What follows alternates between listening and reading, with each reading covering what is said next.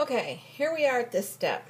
I'm having trouble focusing the camera, so just so I show you. This is the biscotti dough after you have incorporated everything into it. And as you can see, it's mooky, and since you can't feel it, I'm just going to tell you, it's a sticky dough. So what I'm going to do is I'm going to drop the dough onto that pad that I showed you earlier.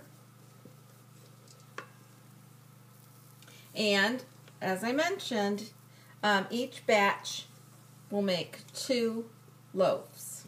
And I know you're probably thinking, well, that loaf certainly doesn't look like any biscotti that I've ever seen in a store, but this is just the process. So let me move that out of the way. And like I said, of course you can't feel it, and you can't smell how wonderful that dough smells. It's yummo, even to eat raw, but who wants to do that? Me. But anyways, what I do is I pat my hand in some flour. As you can see, I have it pushed off to the side in the corner. And just kind of touch the dough up. Okay, I've got to readjust this. I don't know if I can. You're not going to be able to see this very well. That's the dough. And what I've done is I've just basically put some flour on my hands so that, because the dough is really, really sticky, as I said. Whoopsie, I'm trying to hold this with hand. And I'm going to cut this in half because I'm going to work with half at a time. I'm just going to pick up and scoop that piece of dough over to the side, and I am going to show you, gosh, I just can't adjust this. And now I have biscotti dough all over it. Well, what I'm going to do is, as you're going to see, I'm going to put the palm of my hand in that flour, and I'm going to shape this biscotti.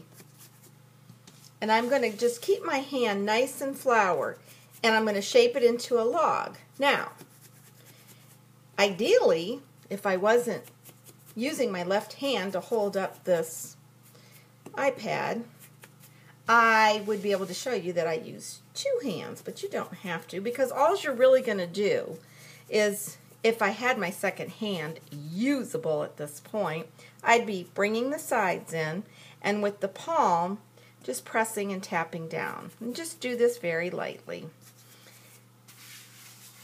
Get your hand floured so that the dough doesn't stick. Not too much flour though, just keep wiping it.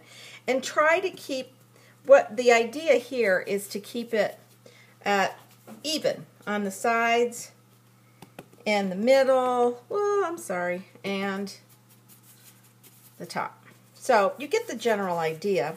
You're going to make it into a log. Now I'm going to set this back for just a second so that I can utilize both hands.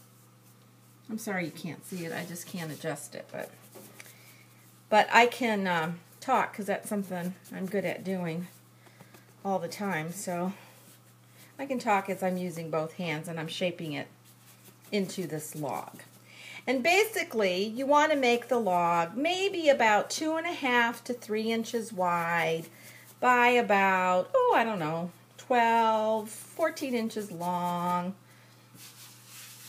Something like that. I don't get a measuring stick out and measure it. I just do it. Okay, now I have shaped this log. And I'll tell you, I'm doing this on the pad, shaping it. I'm going to show you what it looks like. Boy, my iPad is a mess right now, but that's okay. Here's what it looks like. Can you see the log? It's pretty nicely shaped. I'll do a little better job here. Trying to make it even as much as possible so that it bakes evenly. As you could see that from the other loaves. And those speckly things that you see in there, of course, are your toasted yummy almonds. Now, I have already been working with cookie sheets, and what I have here is just a flat cookie sheet, and I've got a piece of parchment paper on it. And so what I'm going to do I'm going to move my loaves of biscotti on top of each other so I can set that down. And I'm going to use this flat spatula and ease up my log and move it onto, and I'll have to reshape it a little bit onto my cookie sheet. Now, I don't normally shape it after I empty it from the bowl to begin with and flour up my hands. When I split the dough in two and I just eyeball it, I pick that chunk of dough up and I form it right on the cookie sheet.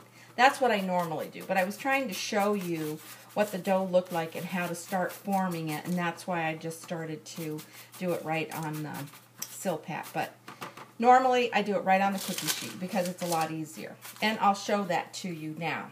I am picking up that second chunk of dough, and as you can see, it's here. It's got a little bit of flour on it. I still have some flour on my hand. And then I am actually placing it onto the cookie sheet. Let me show you. There it is on the cookie sheet. This is formed, and I'll straighten it up a little bit and make it more even. And this is the one I just picked up. So it's a lot easier to just go ahead and do it on the cookie sheet. So now I'm going to use two hands and basically this part of your hand right here, and I'm going to spread it down on that flour again and just shape it. Doesn't take too long. It's just a matter of just patting and squishing the sides in together, front and bottom, and then just try to make your logs about the same length. I'm almost done here, and I'll show you both of them. The only reason I'm videotaping this is because a lot of people love biscotti, and it is really easy to make. It's just, if you haven't seen it made before, it's a little intimidating, and you think, oh, I can't do it. But if you see it and you understand the texture of the dough, it's easy to make. And once you make them, I think you'll make them all the time because they're really good. Okay, 2 loaves, better hold on to that, on the cookie sheet. And as you can see, maybe ½ inch in height and about 2.5 to 3 inches from side to side. And the length, I'd say, is probably about, I don't know, I've got them 12, 14 inches, and I'll just play with them a little bit more because as you can see, when it's baked the first time, it does spread. And always, when you're making any kind of baked goods, cookies, doughs, breads, always make sure you're using fresh ingredients, such as for your baking soda, baking powder, because that makes a big difference in how everything will turn out. And I'm just saying that because most everybody knows that, but boy, just to have to go through this, all this, you know, the trouble that you go through just to bake and set aside the time, and for it not to work very well is kind of, you know, frustrating. So now here I have just 1 egg. This is in addition to the 3 eggs that you used for your dough. And I just have a brush here, and I'm just going to brush the top of the biscotti with the egg. And the reason that I am doing that is because I like to put sanding sugar on top of the biscotti. You can use regular sugar, but I like the actual sanding sugar because it crystallizes and it's a chunkier kind of sugar. Now, that's the biscotti. As you can see, it has a little bit of a gloss to it after I put the egg on it. Now I'm going to look for my sanding sugar, and this is sanding sugar. I think you can see it's crystallized. It's chunkier. It's kind of on the lines of kosher salt as far as the shape of it. So then I just take it, and as you can see, I'm just sprinkling it all over the top of that biscotti. And I'm usually pretty generous with it. This will not burn. It'll kind of melt right into the dough. Now, the biscotti, I'll show you, is going to go into the oven. And the actual recipe for the biscotti is 350 degrees. Oh, let me just double check that. 350 degrees for the first baking. It'll be between 20 and 30 minutes, and I would just suggest, if you're using regular bake, 350, set it at 20 minutes and check it. I will sometimes insert a toothpick in the middle and check it to see if it's still doughy. If it comes out clean, then basically it's done.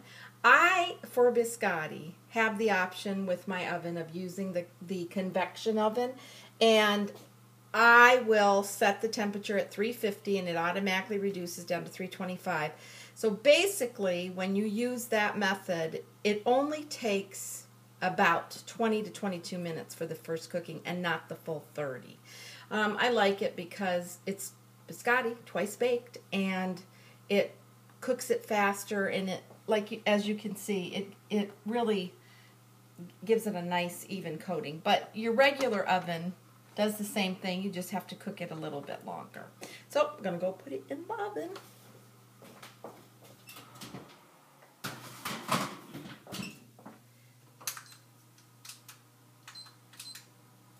And I'm setting my timer for 20 minutes. And I'm not going to check it. Oops, I'll come back here. I'm not going to check it really because I have already baked 4 prior. The oven temperature is perfect, and I've baked all of them at that 20 minutes. So the next step is going to be, I'm going to clean up, and you don't need to watch me clean up now, do you? I think y'all know how to do that.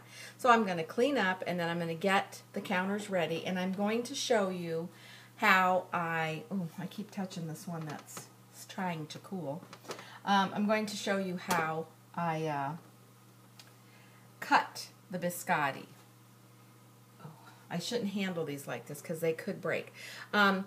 You can either cut the biscotti straight across and have them all even, or the traditional at an angle. So I'll show you both. And then what you're going to do is get a cookie sheet. You can still use the ones that you've already used, whatever type you want. And you're going to lay them flat on the cookie sheet, and then you're going to stick them back in the oven, and you're going to bake them, I'll have to look exactly how long, about 10 minutes, and then you're going to, after that 10 minutes, flip them over to the other side and bake them for another 8 or 10 minutes. Then you're going to take them out and cool them, and then you're going to eat them. And then that's when you know that a biscotti is also called a dunker, because they're great in hot coffee or tea, or just with an ice cold glass of milk, or just plain, whatever you want. Sometimes I'll take these biscottis and I'll dip the ends in chocolate, and so we'll have like a half chocolate biscotti, almond biscotti. And sometimes most times I just leave them plain because they're just that good. Okay, be back in a minute.